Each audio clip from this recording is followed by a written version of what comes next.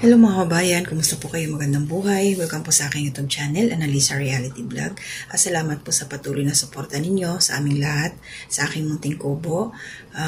Mga new subscribers, nagla-like, nagko-comment, nag-share po sa aking mga ginagawang reaksyon. Salamat po sa inyo. Shoutout po sa ating pinuno, Ka-Business Official, Papadins TV, and Ka-Business Family, at sa aking mga kasama mga reactors, at gayon na rin po sa mga kagwangs. So ngayon po, kunting ano lang to, pasilip, or hindi ko alam kung reaction or ano ba to. May napanood po ako, gusto kong share sa inyo, patungkol dito sa ating Philippine National Flag. Kasi hindi ko rin alam na ganun pala ang dapat gawin. Nung napanood ko, sabi ko, bakit nila ginawa yun? Kasi alam niyo mga kabayan, sinunog po siya. Parang may ritual silang ginawa. Tapos yung isa doon na si ma'am, nakasuot pa man din siya ng parang inang bayan yata ang nakalagay nun. Hindi ko matandaan yan. Basta dalawa sila na naghahawak. Tapos may mga bata sa paligid. Sabi ko, bakit nila sinunog yung Philippine National Flag natin? So binasa ko yung comment section. Ang dami ring nagtaka. So isa ko doon sa nagtaka dahil hindi ko alam na ganun pala yung proseso. Once na yung Philippine National Flag natin ay nasira, kailangan palitan, hindi pala siya pwedeng idiretso mo lang itatapon. So bagong kaalaman po para sa lahat, sabi nga doon is, doon sa nag-post, pinaliwanag niya, Republic Act 8491 Section 14. Although hindi naman nakalagay din kung anong section, pero ang ginawa ko, ni-research ko na lang. Sabi ko, ano kaya yung nasa RA 8491? So yun, i-attach ko po dyan sa aking screen kung ano yung code na yun para sa ating, paano yung tamang disposal sa ating national flag.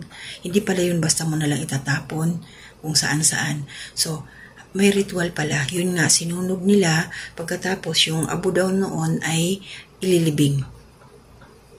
Para hindi, parang hindi, tawag dito, mahirap naman sabihin, parang hindi mababoy. Para basta, yung respeto kasi, nandoon dapat, pahalagahan natin ang ating national flag. So ngayon, alam na natin na, Diyos ko, nagkaedad na ako ng ganito. Ngayon ko lang nalaman talaga, na ganun pala ang dapat talagang gawin sa ating national flag. Hindi pala dapat ganun lang. Kasi ako, naalala ko ng elementary kami pag nagbagyo, napupunit ang flag namin. Hindi ko naman alam kung saan nila inilalagay, kung ano yung ginagawa nila ng mga teachers. Wala namang ipinakita. So ngayon lang talaga, sa totoo lang, real talk po tayo. So yun ang tamang disposal. So i-share ko po sa inyo sa screen. Shout out po kay ma'am. Credit po sa iyo. Nandiyan po yung pangalan niya. Tinanggal ko lang po yung sound kasi baka makapiright tayo. Yung picture lang po yung aking kinuha. Although video siya pero wala siyang sound. So yun. Ngayon, meron tayong bagong natutunan. Tandaan natin, Republic Act 8449. Yun yung code kung paano iingatan, mamahalin, paano i-dispose ang ating national flag. So, panoorin nyo na lang po. So, wala mo ng shoutout. Nagbili lang po ako ng aking nakita, aking natutunan, i-share ko lang po sa inyo as in. Ngayon lang po talaga ako natuto na ganun pala ang dapat gawin. So, kung kayo po, alam nyo na, mag-comment lang po kayo dyan sa comment section na alam nyo na ganun palang ginagawa. Pero doon sa mga katulad ko na walang kamalay-malay, na ignorante, na nandoon sa comment section sila bakit? Tapos, daming nagbash doon sa nagsunog, ang dami. Kasi nga hindi nila alam. So, ngayon, alam na natin. So, magbasa-basa din tayo, So, maraming salamat po, panoorin nyo po para ma-share din natin sa ating mga anak na ganito pala yung dapat gawin sa ating national flag.